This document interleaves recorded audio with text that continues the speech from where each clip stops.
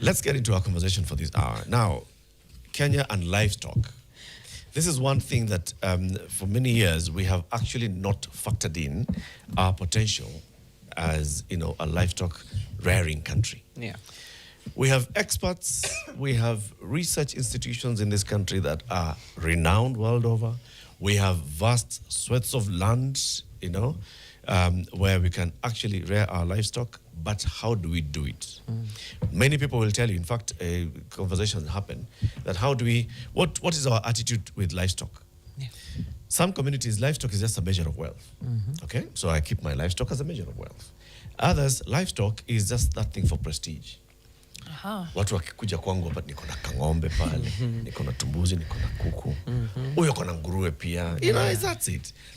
When time for school fees comes, you sell one to pay school fees, or you sell two, and then you just keep the rest. How are you actually, what is our attitude towards livestock? Okay. Are we doing that as we do with coffee? Or like now with avocado? People are actually clearing land, planting avocado with one goal in mind. This thing is for commercial purposes only. Should we have that kind of attitude with our livestock? And what would it need to take for us to move there? And what is the potential, what's the value for doing that?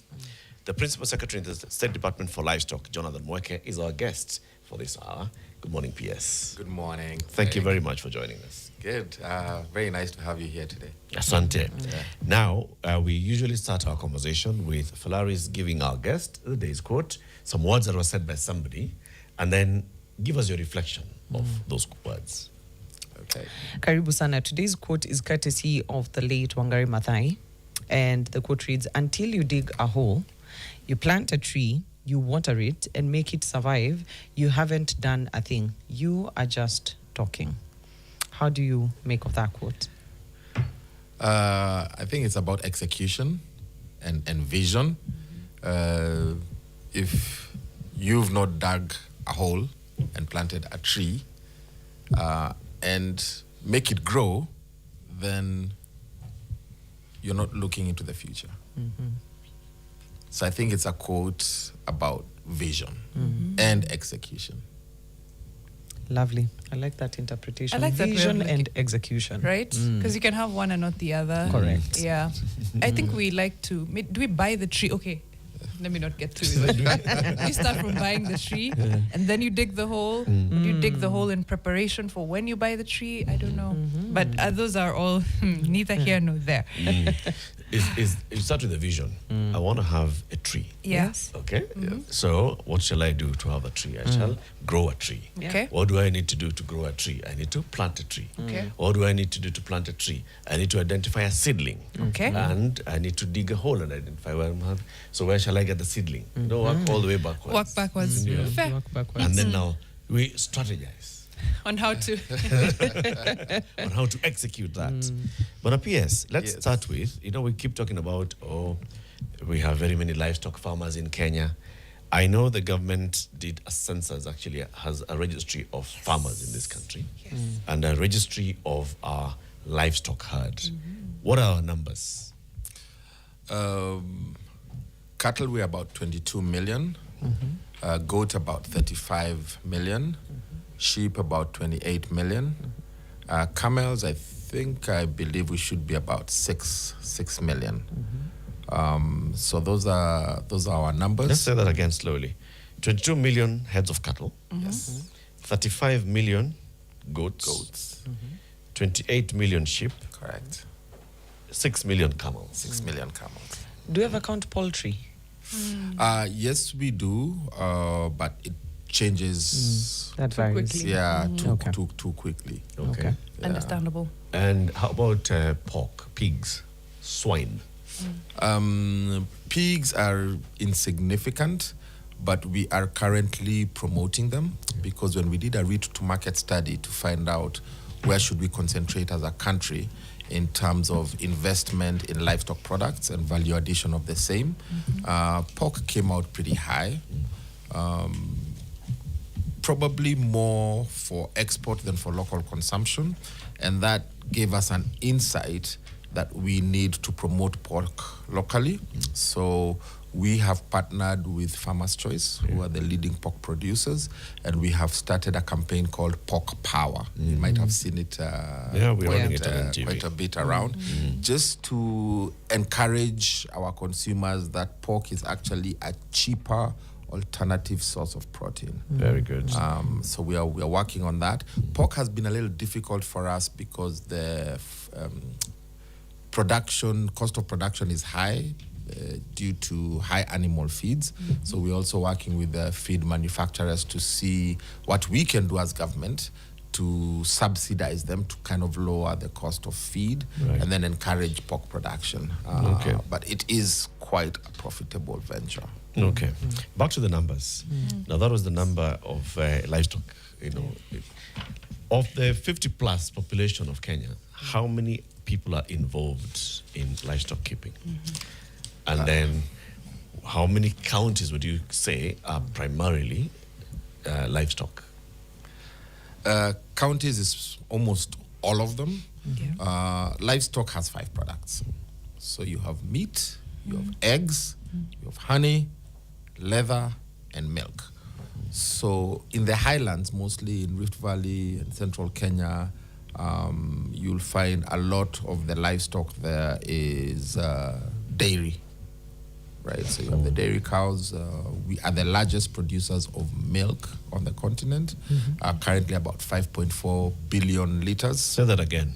Kenya. Yes. Kenya is the highest producer of milk in Africa. Right? So we always oscillate between Egypt and Kenya, and right now we're ahead.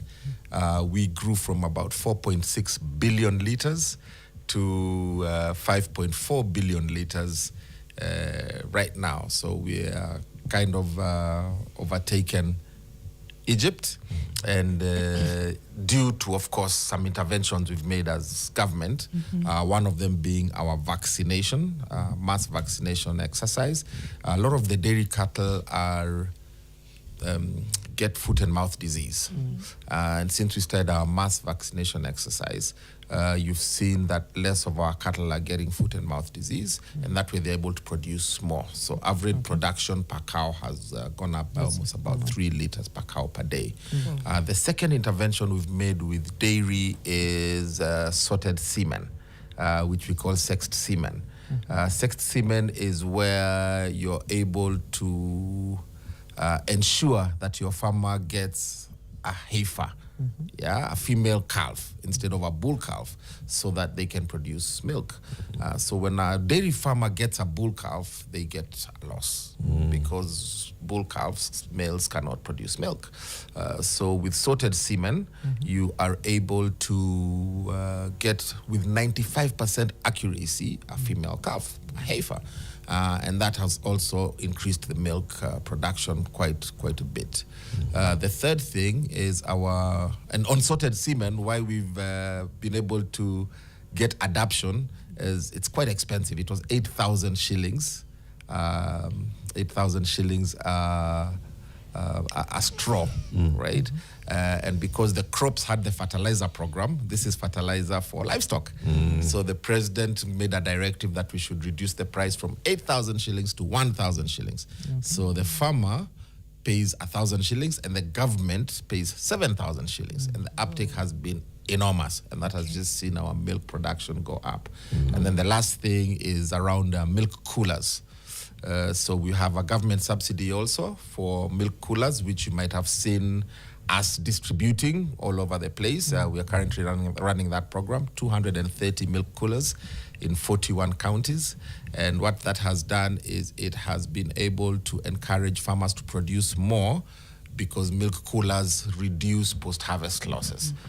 So they are able to store their milk before it's picked by the processor without it going bad. Milk is quite perishable. So that's on the dairy side. On the meat side, primarily almost 80 or so % of our meat, which is goat, sheep, cows, beef, and camel, come from the 21 arid and semi-arid counties. right? Primarily. Yeah. And what we've done with that is we were able to do a route to market study because, like Eric said, we're trying to commercialize it. So we said we're going to do a route to market study to find out where is the market? Where is the market for our meat? And what does the market want? In what quantities, in what quality, in which frequency or consistency? And our route to market gave us some good insights. One was people want safe meat, right? So food safety is the number one key. And what do you do to ensure that your meat is safe for human consumption? You prevent disease. So disease control came up at the top. And that's why we got the intervention of the National Mass Vaccination Program. That's where it came from. And with that was a commercial aspect for it because we found 85% of our meat goes in terms of exports to the Arab countries, mostly the Middle East. And so we went to see what they're doing with our meat. And we went into the supermarkets in Dubai and Saudi Arabia and Kuwait. And we found that our goat, which is very popular in that area, was selling for $9 a kilo. And then we found Pakistani goat was selling for $12 a kilo. So that's $3 different. And we asked the supermarket procurement guys, why is it $3 or 4,000 shilling different, 400 shilling different per kilo? And they said, you know what? The Pakistanis come with vaccination certificates. The Kenyan meat doesn't. But we stock it because it tastes better. And it is also closer in terms of logistics to transport. But we grade it a grade lower because we cannot account for its food safety. So the goat that goes to Dubai is about 10 kilos a carcass. So we said 400 shillings a kilo is what our farmers are losing, times 10, that's 4,000 shillings. 4,000 a goat. So if a farmer is selling the goat for 6,000, they could actually get 10,000. And so we came back and we said, how much does it cost to vaccinate a goat? 35 shillings. And you vaccinate it once in a lifetime. So it was a big aha moment. So we are losing, our farmers are losing 4,000 shillings a goat because we don't want to invest 35 shillings to vaccinate, right? And that's where the National Mass Vaccination Program came from. So we came and we told the president, and the president said, you know what, we'll do this as a government subsidy to commercialize our livestock. And that has seen our exports grow by over 70%. In how long? In about 3 years, from 2022, 23 to 2026. We used to export 8 or 9 billion worth of livestock. Now we are doing about 14 billion. That's what we did in 2025. Just because of that vaccination program, because it gave the world a signal that Kenya now is serious with its meat production and it's serious with its food safety because of the vaccination program. So far we've vaccinated about 13 or 14 million animals and the program is ongoing as we speak. As we speak. What's the total contribution to GDP from that sector alone? 12%. And we are growing it to, our vision is to grow it by 2030 to 20%. And it's about almost 50% 40% the agricultural GDP, and almost 50% of job creation within the whole agriculture space. So there's quite some potential with livestock, both for export and for local consumption. Just before we get to the president's 5 billion plan, which is something that you'll explain to us, I'm very interested now that you've mentioned the cost. So there's this $9, there's the $12. I'd want to understand the value chain, so at least to understand the gap between, because then there's the production element that we have, and then the benefit that comes down to the communities and the people involved in that space. I just want to identify the gap. By the time we're exporting at X price, how does it directly benefit the farmer on the ground? And how does that value chain look like? If you could just simply take us through it. So why we started at the back of the value chain is we wanted to understand what the market really wants. And we found that the market is demanding large quantities of our meat, right? But with a certain quality and consistency. So what's been happening out in the market is when, for example, Carrefour supermarket, which is a big importer of our meat, make an order, and they order for 5 tons a week, right? The supplier or the aggregator who's doing the export delivers 5 tons this week. Then next week they deliver 3. Then the other week they deliver 1. And then they switch off their phone. And they have a contract for 5 tons a week, right? So that gave us some insights that we need to work at the beginning of the value chain, which is production. And we said, okay, so what do we need to do in terms to produce what the market is demanding? The first one, which was most important, was the food safety. So disease control. How do you avoid diseases? You vaccinate. So I think we've spoken about that. The second one was breed improvement. We needed to improve our breeds to ensure that our livestock, our cattle, our goat, and our sheep are able to grow faster, one, are able to add weight quickly, which is 2, and 3, are able to be fertile so that they can give birth consistently to ensure that you keep increasing the quality and the quantity of the livestock to supply to the market. So we gave some government subsidies on the genetics and promoting artificial insemination. I almost said artificial intelligence. I know. I was also nowadays you just say artificial. The next word is intelligence. Yes. So we promote artificial insemination because it gives you almost twice the chance of fertility, of being able to give birth consistently.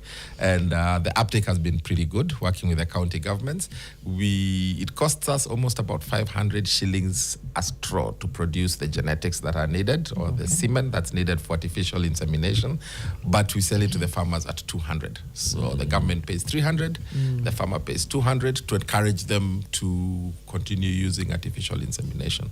We also started one of the first and the largest goat artificial insemination production facilities in Kirinyaga, a place called Ndoba in Kirinyaga. So where we have a goat AI center that ensures that also our goats are able to give birth consistently twice a year and increase the probability of getting twins, so that we can just increase that production. So these are the twins twice a year. Yes. Wow. Yes. So it's a lot of value to our farmers. A lot of value to our farmers, and that's in the numbers grow and now the consistency. So where we are having now a gap is most of our farmers, while 90% of our population, Eric, to answer your question, keep some sort of livestock. They're smallholder. Somebody has one cow or 3 goats or 5 chicken or 2 camels and all of that. So street cred purposes, just for pride. I have a goat. Kwa hii boma unatupelekea msichana hata hawana mbuzi. That is changing. That is changing, and I'll tell you how shortly. So the missing link has been the aggregation. The aggregation, yes. And that is where you are hearing that the exporter is able to supply 5 tons this week, then 3 tons the other week, then 1 ton, then they switch off their phone. Because they're looking for these animals and they can't find them. Just hold the thought. We have to take a short break, and we'll talk about the silent aggregators and because there's what government is probably doing to aggregate. Then kuna watu wamejifanya aggregators wao wenyewe, and they go with lorries and they aggregate for themselves. And I don't know if the value chain is growing as it should, but we'll talk about that. We'll also talk about what government got wrong as far as communicating vaccination. And the need for vaccination, because people were so skeptical. But let's talk about the why in just a minute. Hashtag is Fixing the Nation and TV. We'll be right back. Okay, show. Yes. Very good.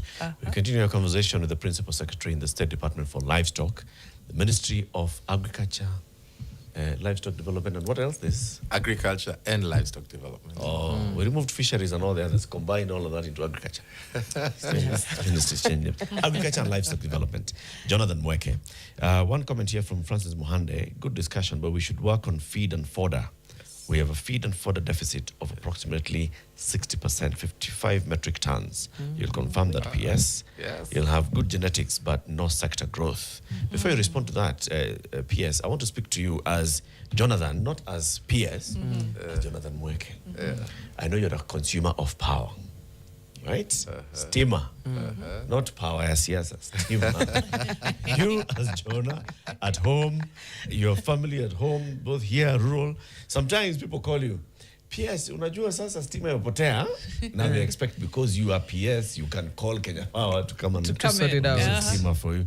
You can tell them, listen, I do not have to call Kenya Power to know the problem with power at home. No. Right. All you can do, Ferrari Zabutele. Star 977 hash. Your number, commit it to memory, share it with the peoples, because people are always looking for who can agitate for me. Ni nani ataongea na who knows a guy, who knows a guy. Star 977 hash. You do not need to know a guy. That's the number that you need to remember. And once you're there, it's a self-help short code that you can access anywhere. You don't even need an internet signal on whatever network, and you have the options there to either prepaid, postpaid. You can load your tokens, you can check on your meter number, you can report any fraud, and Jua for sure, if at all you're dealing with KPLC officials, should they present themselves as such. Yes. The point is, it's a consolidated platform where you can access all of Kenya Power services. Star 977 hash. Yeah. Tekumbuka. So, Tekumbuka. so just waambie which number? Star 977 hash. Thank you. Fantastic. Fantastic. Thank you. Now, several questions that have come. Well, this one question on feed and fodder, you shall respond to that. But before we went to the break, you were walking us through some of the interventions that you're doing in terms of aggregation at the markets. Yes. At the farmer production, looking at that value chain. Yes. So with that, let me just collect my thoughts where we were. So yes, the smallholder farmers, and then it becomes very difficult to drive from Samburu to Isiolo to Turkana to Tana River looking for somebody who has 5 goats, 3 goats, and yet you need 10,000 goats to send to slaughterhouse, right? So we said we are going to organize farmers into farmer producer organizations or cooperatives like we know them in Kenya, and try and organize our farmers kind of around the way tea and coffee and even dairy is organized, so that they can be able to come together, get offtake agreements from the aggregators or the traders, or even themselves become an institution where they can export as their own local cooperative and get contracts to do that, or even send to slaughterhouse for local consumption, because we consume a lot of meat as Kenyans, even just here locally.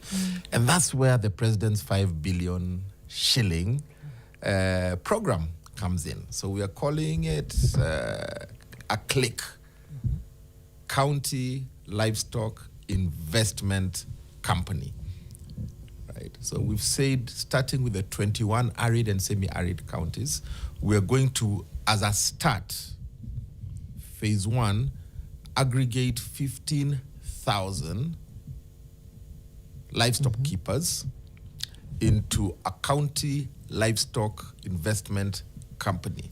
Aggregate how many? 15,000 per county out of the 21 counties. So roughly about 300,000 livestock keepers, which will impact maybe about 2 million people in households, right?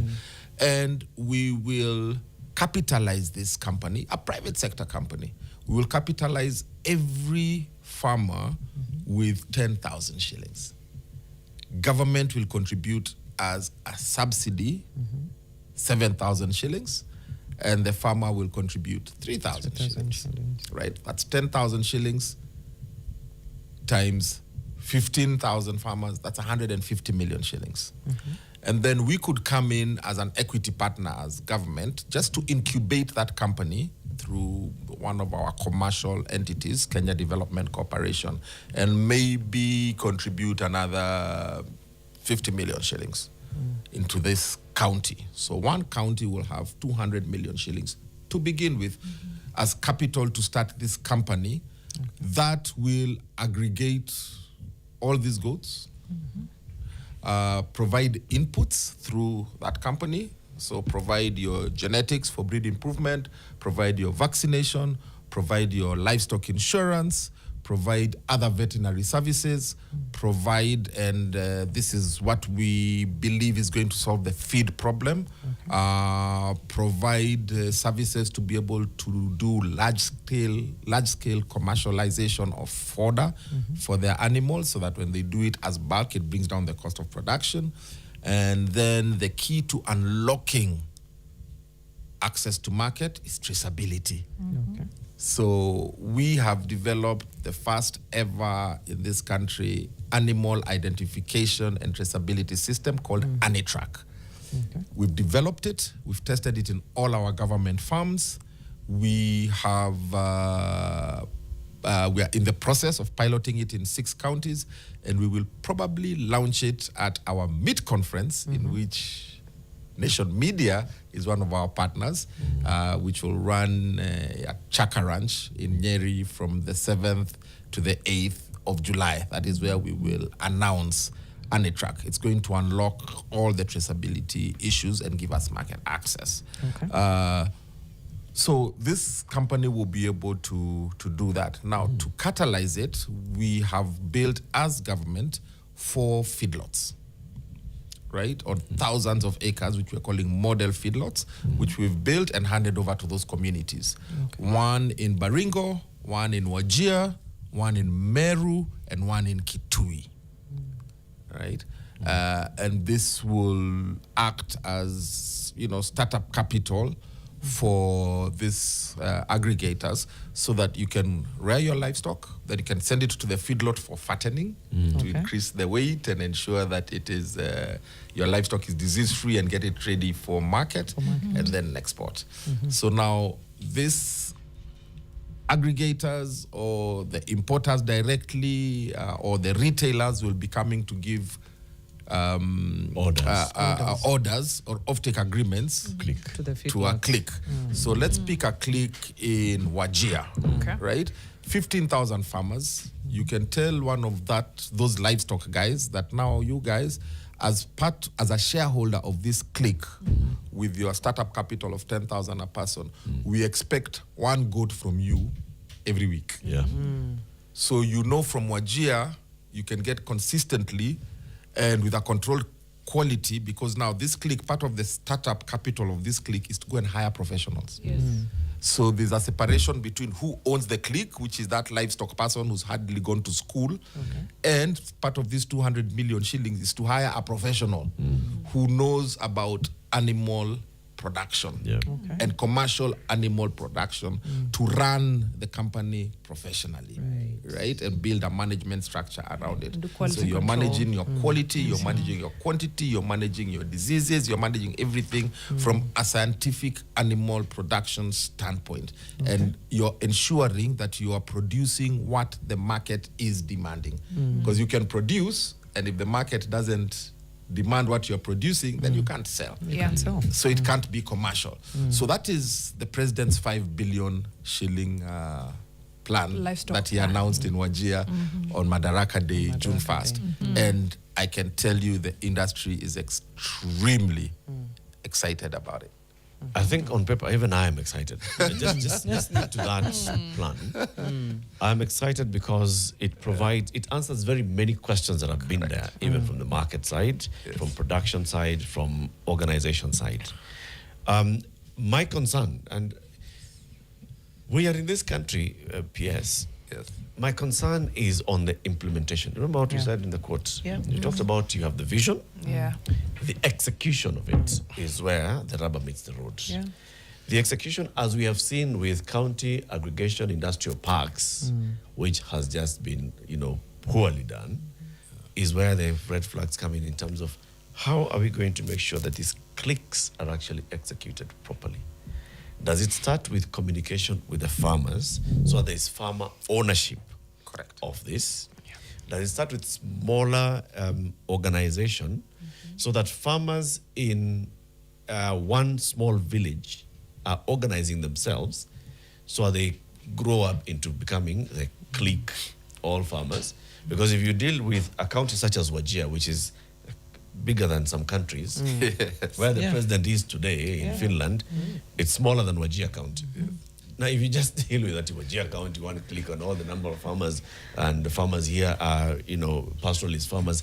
If they have no idea about it, if they're not organized at a smaller scale, this thing will take long to materialize. Yeah. And the steam may run out of steam. So what's the execution plan?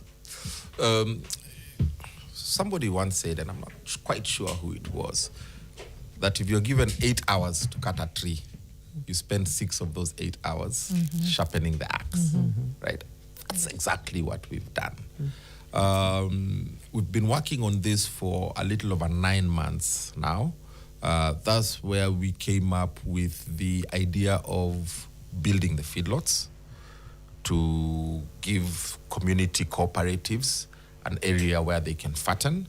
And where did the feedlot idea come from? Is through our insights of commercialization, we found out that we are slaughtering 3 million cows a year.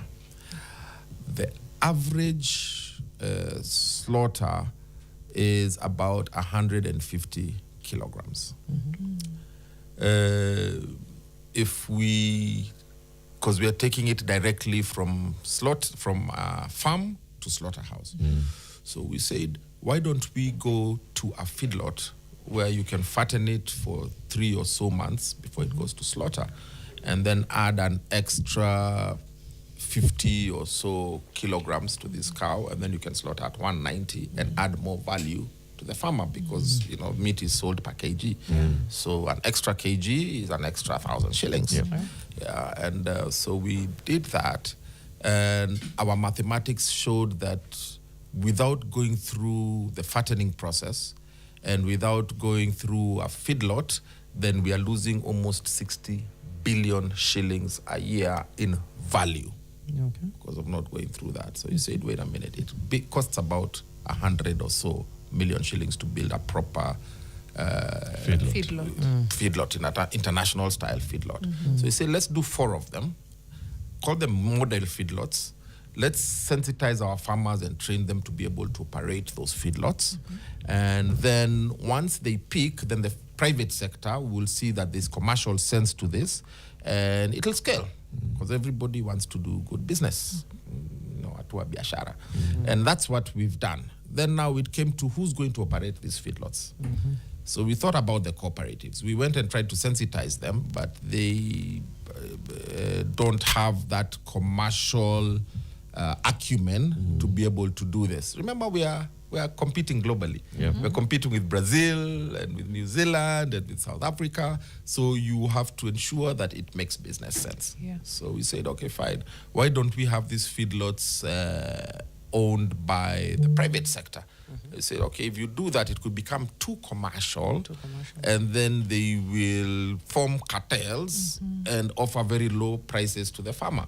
And we exist as government to ensure that the farmer makes as much money as possible. That is our center of focus.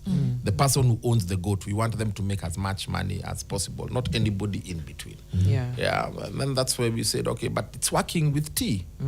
The tea factories are owned by tea farmers. Somebody who even plants tea on a quarter acre is an owner of a tea factory. And the tea factory is run professionally by professional people. So he said, why don't we model around the KTDA model, which has caused Kenya to become the biggest exporter of tea in the country. So it's a model that already exists. Now, on Eric's question about, are you carrying the people with you? Which I admit sometimes as government, we don't do very well, but we are learning. Life is a learning process, right? When we make policy interventions and we begin to implement policy, are we carrying the people along with us? So for us, we say, listen, why don't we start with the people we already know, we have interacted with, who trust us, and have seen the value of what government is doing to commercialize their livestock. So we turned to our livestock insurance program. So we have a program called Drive, which is de-risking de-risking value addition and investments. right? Where we do subsidized livestock insurance. It's a resilience program that says when there's drought and you have paid a premium, instead of your animal dying, you will claim money to buy fodder to keep the animal alive. So it's not to replace your animal when it's dead. It's to prevent your animal from dying.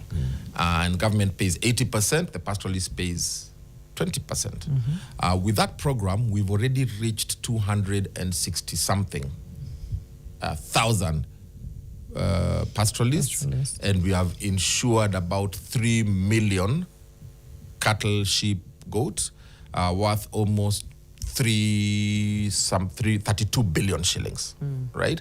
And that's why this program you see, that's why we chose 15,000 per county, coming up to 300,000 pastoralists, because we know out of those 300,000, we already know 250,000 of them.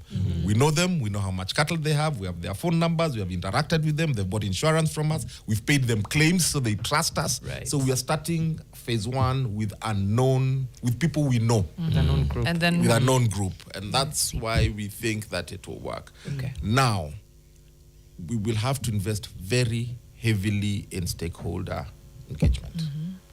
We need to find these people. We need to tell them what we are doing. We'll need to tell them why we are doing this. Yes. We need to tell them what the benefit it is to them and their families. Yeah. We need to make sure that whatever we are doing is in tandem with their culture and their norms. Because like you said, some people, their culture is, mimi sitaki kuuza mbuzi, nataka kuiweka hapa, Ni fahari mpaka yangu. time ya school fees, ama mpaka nipate mgonjwa, naenda hospitali niuze. Ama kijana yangu aoe.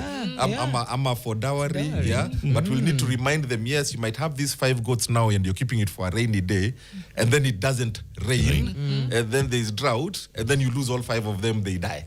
So you'd rather be able to sell 5, then with that money, buy You can another, buy buy 6, then sell 6, then buy 10, then sell 10, then buy 20, and create wealth that way. So we have to do a lot of sensitization. We need to talk to the politicians, to go and talk to their people. Yes. There's a parliamentary a pastoralist parliamentary group that has almost 120 MPs. We'll need to sensitize our chiefs to talk about it in barazas. We'll need to partner with nation media to talk about it on radio and on TV, and do a lot of stakeholder engagement so that we can carry the people along with us in this program. You've walked into my question very nicely. Why wasn't all of this done when the mass vaccination campaign for livestock began? Because you know the distrust and the rumors and all of that. That program taught us something, and we've gone back to really analyze it. We've looked at the insights, even on social media, because it got grown from social media, and we've seen where the gaps are. Because we learn, we're not going to repeat the mistakes. The first mistake we did is we did not provide enough information about this vaccination program. So by the time we were announcing the vaccination program, people found gaps because they didn't understand, wait, all of a sudden, why does the government want to vaccinate all our livestock? They've never done it before. And it is true. It is such a transformational program. We had never done it before. So there was suspicion. And when they went online, they didn't find information. They asked their neighbors. They didn't find information. So we didn't communicate it early and told the people why and the benefits, not just commercial, but even just for food safety, right? With it now. At that point, we're only vaccinating about 10% of our livestock population. So 90% of the people are not vaccinating. So they're wondering, wait a minute, why are you doing this now? So that was the first gap that was found. And if you don't give people information, they will create their own information. And the insight we found is that there were 94 million impressions on the national vaccination program. And out of that 95 million impressions, people who were talking about it negatively, only 5% were original posts. Right. So only 5% of the 94 posted about it, and then people tweeted and retweeted and recommented, and it went, and there's nothing we could do as government to counter that. So it created distrust. based on misinformation and disinformation. Because now we've been vaccinating, my friends, for 2 years. Cows have not stopped fatting. Cows are still producing because they said they'll become all infertile.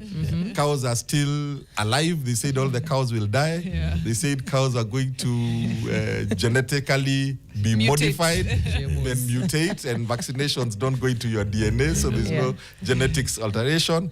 And there's no single vaccine that came from Bill Gates. But that they say that it came from Bill Gates. The vaccines are made here in Embakasi, where we make for local production, and we export to 13 countries around the world, because we make one of the best vaccines on the continent. Right here in Embakasi at a company called Kevevapi, Kenya Vaccine Production Institute. So we learned that we must give people information. That's why I'm very big now on how we are going to communicate this program. Number 2 was timing. We announced this program right after the finance bill protests. So there was a trust deficit. And people were thinking that any government program is bad. Again, based on disinformation, misinformation, and propaganda. So we also might have gotten the timing wrong, and you found a good program has gotten bad press, and it got stalled. And the third thing we learned was stakeholder engagement. Right? So when we got into this misinformation about vaccination, we expected our research institutions to come out and tell people the truth. We expected our veterinary doctors to come and tell people the truth, because they know the truth. They know that a vaccination is not going to cause a cow to stop fatting.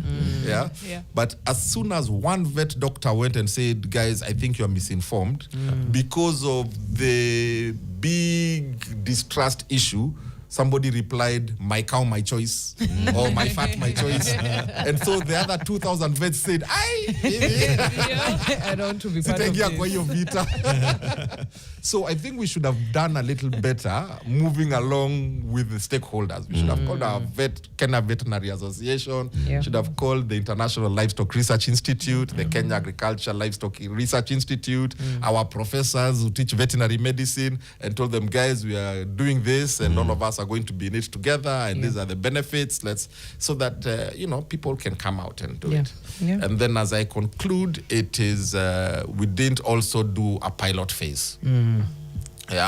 And that's what we've learned with now rolling out ANITRAC, the Animal Identification and Traceability System. I said we've piloted it in government farms. We know it works. We've seen the benefit. Now we are piloting it in 6 counties before we announce it and roll out. With vaccination, we announced it first without rolling out. So we didn't have also the farmers to come in as testimonials. Correct. Right now, since we have vaccinated over 13 million animals and they have seen the benefit, I can have 1,000 livestock farmers come out and tetea the government and say, watu wa serikali walikuja kwangu wakatupatia vaccine, ng'ombe yangu ilikuwa inagonjeka, sasa hii haigonjeki, maziwa sasa imeenda juu, ilikuwa inafanya 7 kilograms ama 7 liters, sasa inafanya 10 liters. Hii vaccination ni mzuri. We didn't do that. And now that is what we are doing with ANITRAC. So by the time we're announcing ANITRAC, the farmers themselves can come and say, you know what, these guys came, they took details of our animals, they were able to tag our animals. Now there's traceability from farm to fork, and now I used to sell my goat for 8,000, now I'm selling for 12,000. Hii program ya serikali ni mzuri. So we've learned a few things from the vaccination exercise. You've learned quite a lot, actually. It's really good to hear. Yes, it's really good to hear. The State Department for Livestock has learned. Okay. Now that is one state department. I hope that you can now use your lessons and go to all the other, how many other state departments? 49. We are 54. 54.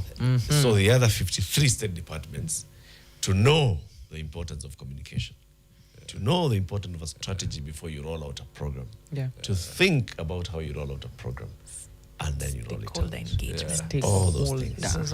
But PS, thank you very much for this. When it comes to, of course, the Meat Expo, we hope to come and at the launch of this Annie truck and talk to the farmers Yeah. Yeah. and hear from the farmers. Qua ground. And if possible, even go to some of these farmers and Absolutely. see And see. as they're doing it. Yeah. Jonathan Mueke is the Principal Secretary in the State Department for Livestock Development. He's been our guest this hour. There's a lot we can do with our livestock if we just think big. In the next hour, we talk about animal conservation, wildlife conservation, and there's a whole furore around the Nairobi National Park. We'll be on that shortly.